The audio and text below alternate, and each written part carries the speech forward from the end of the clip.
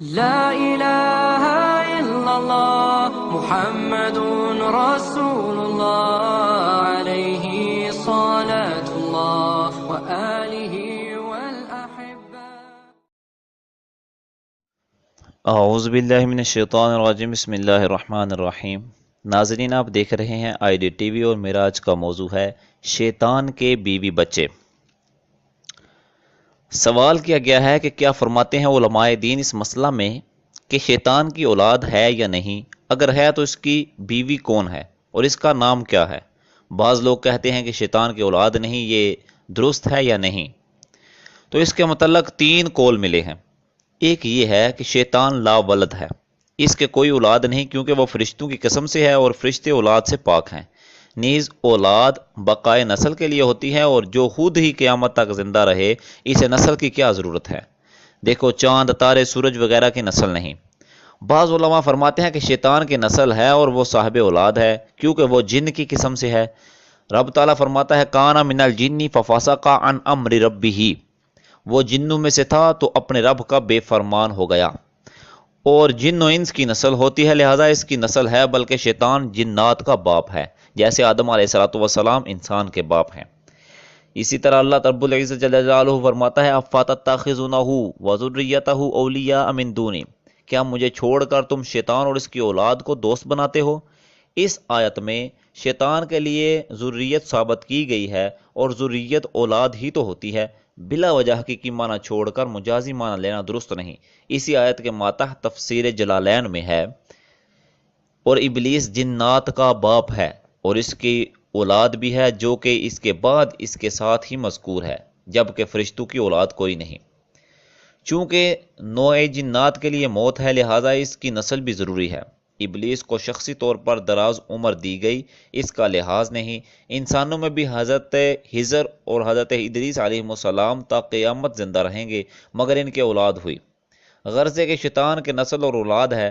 پھر ان میں بعض حضرات فرماتے ہیں کہ ابلیس کی بیوی ہے، اسی سے اولاد ہے۔ بعض فرماتے ہیں کہ نہیں، بلکہ اس کے ران میں نر کا عضو ہے اور دوسرے میں مادہ کا۔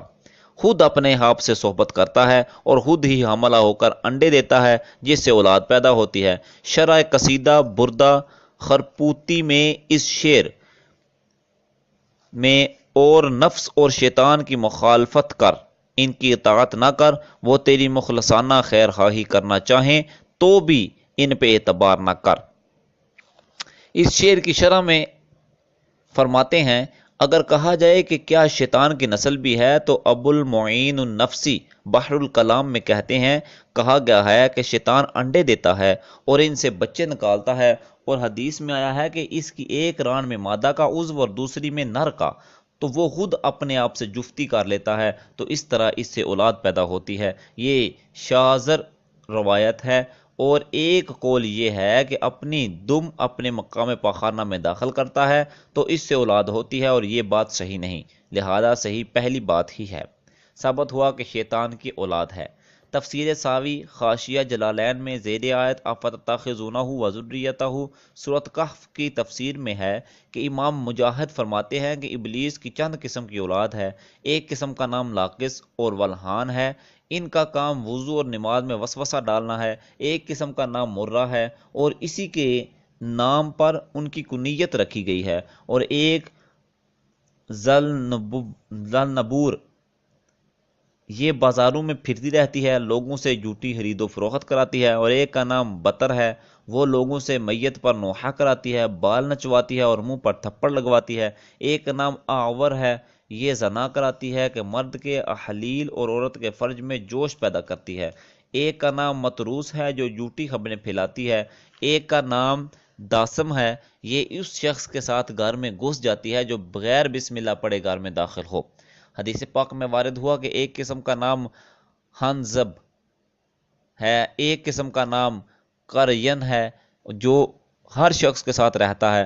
اسی تفسیر ساوی میں اسی جگہ ہے کہ کسی نے امام شابی سے پوچھا کہ کیا ابلیس کی بیوی ہے، اگر ہے تو اس کا نام کیا ہے؟ تو آپ نے فرمایا ان ذالک عرس لہم اشہد، وہ ایک ایسی شادی تھی کہ جس میں میں شرکت نہ تھا، جس میں میں شریک نہ تھا، اس شادی میں مجھے شرکت کا موقع نہیں ملا، مجھے خبر نہیں کہ بیوی کا کیا نام ہے۔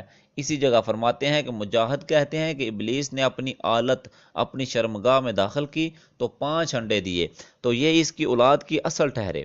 اور ایک قول یہ ہے کہ اللہ تعالیٰ نے اس کی دائیں ران میں نر کا عضو اور بائیں میں مادہ کا مقام پیدا فرمایا، تو ان دونوں کے ساتھ وہ جفتی کر لیتا ہے، جس سے روزانہ 10 انڈے پیدا ہوتے ہیں۔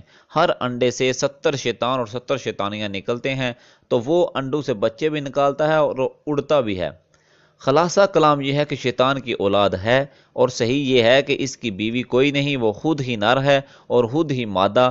اللہ کی قدرت سے یہ بات بعید بھی نہیں ہے۔ انسانوں میں بعض خنثی مشکل ہیں جن کے عورت و مرد دونوں کے عضو ہوتے ہیں، دونوں سے پیشاب بھی آتا ہے، ہاں ان سے نسل نہیں چلتی۔ اس پر نہ مرد کے احکام جاری ہوتے ہیں نہ عورت کے، چنانچہ خنثی مشکل جماعت نماز میں مردوں سے پیچھے اور عورتوں سے آگے کھڑا ہو، اور جب مر جائے تو اسے کوئی غسل نہ دے بلکہ تیمم کرا کے نماز پڑھ کر دفن کر دیا جائے۔ رب تعالیٰ جب انسانوں میں ایسے لوگ پیدا فرما دیتا ہے تو اگر شیطان میں یہی ہو تو کیا بعید ہے، کیونکہ یہ مسئلہ دینی ضروریات میں سے نہیں، لہذا اس سے بحث نہ کی جائے۔ اللہ رب العزت جل جلالہ ہمیں حق سچ سنا کر اور اس پر عمل پیرا ہونے کی توفیق عطا فرمائے۔ وآخر دعوانا الحمدللہ رب العالمین۔